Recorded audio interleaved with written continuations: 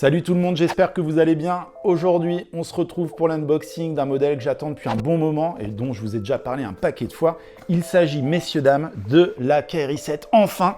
Donc on perd pas de temps, installez-vous confortablement et on regarde ça ensemble.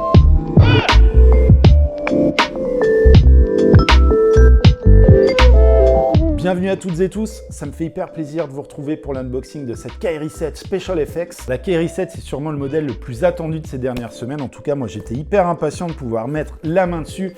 Et c'est enfin le cas avec ce sublime coloris Special FX qui fait partie des coloris Pre-Hit, ces fameux coloris qui s'inspirent des passions et des mentors de Kyrie Irving. Et celui-ci, plus précisément, fait référence à l'univers du cinéma. La couleur verte qui est assez prédominante sur le modèle, notamment sur la semelle, elle rappelle le fameux fond vert qui sert à réaliser des effets spéciaux, d'où le nom Special FX, vous l'avez compris. Et les motifs de l'empeigne, sous le mesh, ils sont censés rappeler les motifs d'une pellicule de cinéma. Là, j'avoue, j'ai beau chercher, je vois pas vraiment la ressemblance. Toujours sur l'empeigne, on a deux slouches dorées, un peu comme les statues des Oscars. Celui qui se trouve sur le side panel extérieur, il est en relief, ce qui est plutôt cool. Et celui côté intérieur, il est en fuse thermocollé, donc un peu moins sympa, mais quand même assez joli. La couleur rouge à l'intérieur, c'est un clin d'œil au célèbre tapis rouge. Et enfin, on a ce logo doré sur le talon qui est en forme de caméra argentique. On voit notamment l'objectif juste ici. Et ça forme deux lettres, HF pour Happy Family. Voilà pour les références cinématographiques de ce coloris Special FX. Pour le design au global, il n'y a rien de révolutionnaire. On retrouve le shape de la KRI 6, qui est un modèle qu'affectionnait particulièrement Kyrie Irving. On ne peut pas dire qu'il y ait de grosses prises de risque, c'est plutôt un restylage qu'un véritable nouveau design. Après, la ligne KRI, c'est une des plus appréciées des basketeurs, donc il n'y aurait pas trop de sens à tout casser et à repartir de zéro niveau design. Mais la bonne nouvelle, malgré tout, on ne s'affole pas, c'est qu'il y a quand même des petites nouveautés plutôt intéressantes sur ce modèle et on va regarder ça ensemble immédiatement. Du coup, on rentre dans le détail en commençant par cette empeigne multicouche qui va apporter du maintien et de la robustesse sans pour autant sacrifier le poids de la chaussure puisqu'elle est plus légère que la KRI 6.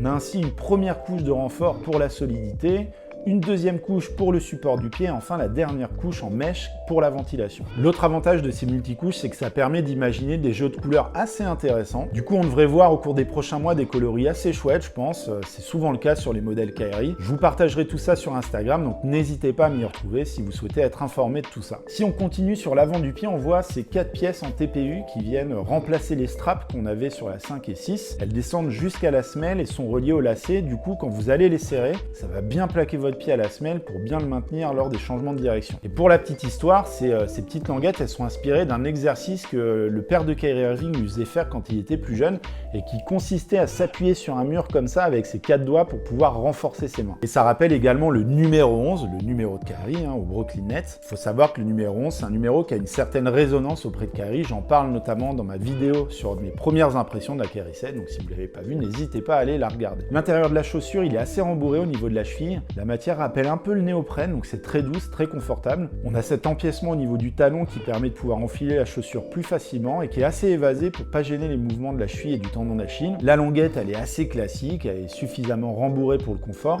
et elle est reliée à la semelle intérieure avec un élastique pour éviter qu'elle ne parte sur les côtés. Je sais pas si vous avez déjà vécu ça, mais c'est hyper relou. Donc là, ça n'arrivera pas. On retrouve au niveau de la languette le logo en relief et en doré, donc le K et le I de Kyrie Irving, et le I qui rappelle également le numéro 11 dont je vous ai parlé un petit peu plus tôt. Je voulais enlever la semelle intérieure parce qu'il y a des informations assez cool dessus, mais j'arrive pas, elle est hyper bien collée. Du coup, je vous ferai une vue un peu plus précise, je pense pas qu'on le voit ici, mais en gros, ça reprend les 3 gros aspects techniques du modèle, l'articulated zoom, le composite textile et le computational traction, donc c'est la traction de la semelle sur laquelle je vais revenir dans un instant puisqu'on va regarder plus en détail ce qui fait la force de cette paire de KRI 7 et des modèles KRI en général, c'est la semelle. On retrouve du coup le côté racé des semelles KRI avec notamment ces dents à l'avant qui rappellent énormément les semelles de la KRI 1, donc c'est un de mes modèles préférés, donc je suis très content de retrouver ces petites dents sur cette KRI 7. Niveau amorti, comme sur les KRI 5 et 6, on retrouve une unité Zoomer Turbo sur tout l'avant-pied, ce qui va vous permettre d'avoir des appuis hyper réactifs en toutes circonstances. À l'arrière du pied, en revanche, on n'a pas de Zoomer, c'est juste une mousse. Alors c'est pas du Cushlon, c'est quand même moins confortable, je pense que c'est du filon, donc on retrouve pas la douceur du Cushlon, mais malgré tout, c'est très confortable, il n'y a aucun souci à avoir là-dessus. Plusieurs petits détails sur cette semelle. À l'avant, on peut voir les prénoms Azuri et Elizabeth, qui sont respectivement les prénoms de sa fille et de sa mère. Et à l'arrière, on voit ici la phrase « His legacy is going to live on forever ». en français Son héritage vivra à tout jamais, qui est en fait un hommage à Kobe Bryant, qui est l'un des mentors de Kyrie Irving.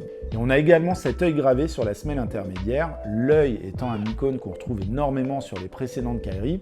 D'ailleurs, il y en a un autre ici sur la toe box que j'ai oublié de vous montrer. J'ai pas la référence de cet œil, pourquoi c'est quelque chose qui tient à cœur Kyrie Irving. Donc si vous avez l'information, n'hésitez pas à la partager en commentaire. Et je termine avec cette fameuse traction à 360 degrés. Cette semelle, elle est juste incroyable. On voit qu'elle remonte sur les côtés à l'avant du pied pour bien l'envelopper et renforcer le maintien.